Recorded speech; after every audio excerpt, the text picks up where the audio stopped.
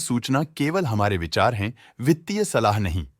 निर्णय लेने से पहले खुद शोध करें। किसी भी लाभ या हानि के लिए हम उत्तरदायी नहीं हैं।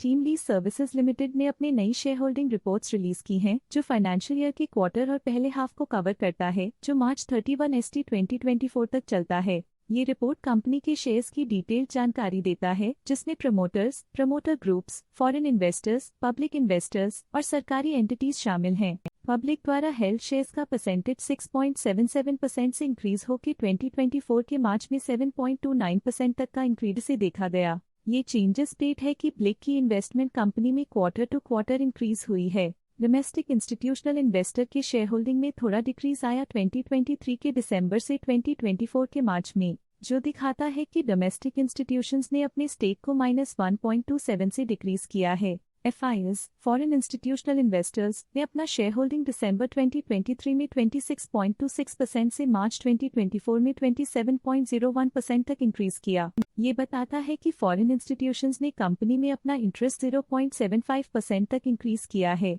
चलिए इन्वेस्टर्स की स्टैटिस्टिक्स पे नजर डालते हैं, जो शेयर होल्डिंग पैटर्न में फ्लक्चुएशंस का कारण बन सकते हैं। Directors and their relatives, excluding independent directors and nominee directors, की फाइनेंशियल परफॉर्मेंस में एक सिग्निफिकेंट डिफरेंस देखा गया है, जो -0.02% है। म्यूचुअल फंड ने अपने हिस्से को पिछले क्वार्टर में 31.9% से डिक्रीज करके 33.09% पे ले आए हैं। ये कंसेक्यूटिव क्वार्टर्स में -1.19% स्टेक्स डिफरेंस दिखाता है। लेटेस्ट क्वार्टर में Franklin India balanced advantage fund ने स्टेक होल्डिंग में इंक्रीज देखा, जिसमें 2.3% का अपटिक देखा गया। HDFC trustee company limited HDFC tax saver fund ने अपने हिस्से को पिछले क्वार्टर में 1.97% से डिक्रीज करके 2.04% पे ले आए हैं। ये कंसेक्यूटिव क्वार्टर्स में -0.07% स्टेक्स डिफरेंस दिखाता है। Aditya Birla Sun Life trustee private limited AC Aditya Birla Sun Life small cap fund ने अपने हिस्से को पिछले क्वार्टर में 2.19% से डिक्रीज करके 2.46% पे ले आए हैं।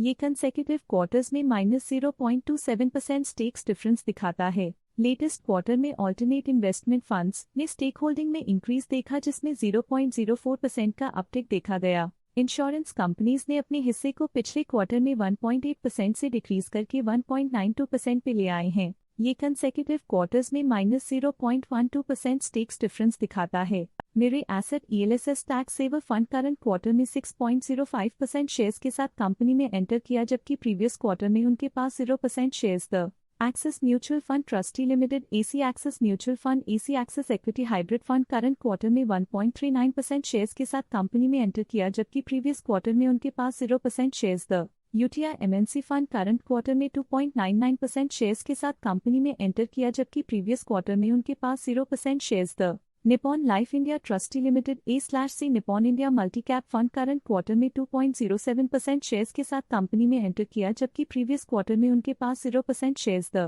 ICICI prudential technology fund current quarter में 1.17% शेयर्स के साथ कंपनी में एंटर किया, जबकि प्रीवियस क्वार्टर में उनके पास 0% शेयर्स थे। मेरे asset multi cap fund previous quarter में 5% शेयर्स ओन करते थे, लेकिन करंट क्वार्टर में उन्होंने कंपनी से एग्जिट ले लिया है।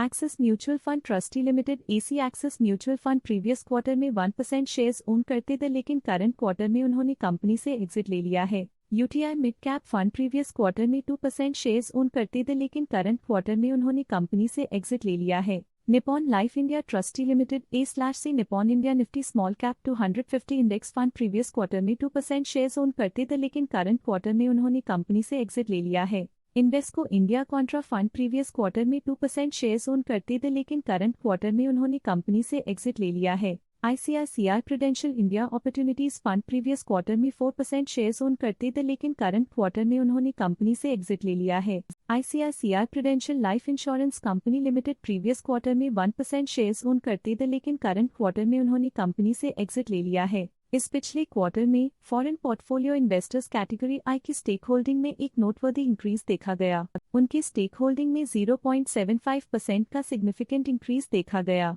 इस पिछले क्वार्टर में गोल्डमैन सैक्स इंडिया इक्विटी पोर्टफोलियो की स्टेक होल्डिंग में एक नोटवर्दी इंक्रीज देखा गया। उनकी स्टेक होल्डिंग में 0.1% का सिग्निफिकेंट इंक्रीज देखा गया। स्टेक होल्डिंग गोल्डमैन सैक्स इमर्जिंग मार्केट्स इक्विटी पोर्टफोलियो के लिए पिछले क्वार्टर के मुकाबले में -0.41% से डिक्रीज हो गई। Stake holding JP Morgan funds के लिए पिछले क्वार्टर के मुकाबले में -0.16% से डिक्रीज हो गई। स्टेक होल्डिंग टी रो प्राइस इंटरनेशनल डिस्कवरी फंड के लिए पिछले क्वार्टर के मुकाबले में -0.24% से डिक्रीज हो गई। Stake holding Goldman सैक्स trust Goldman सैक्स इमर्जिंग मार्केट्स इक्विटी फंड के लिए पिछले क्वार्टर के मुकाबले में -0.5% से डिक्रीज हो गई। BlackRock global funds India fund के पास प्रीवियस वीक क्वार्टर में 0 अमाउंट ऑफ शेयर्स था, लेकिन करंट क्वार्टर में 1.17% शेयर्स ओन करते हैं। ये था कंपनी का करंट शेयर होल्डिंग पैटर्न। देखने के लिए धन्यवाद।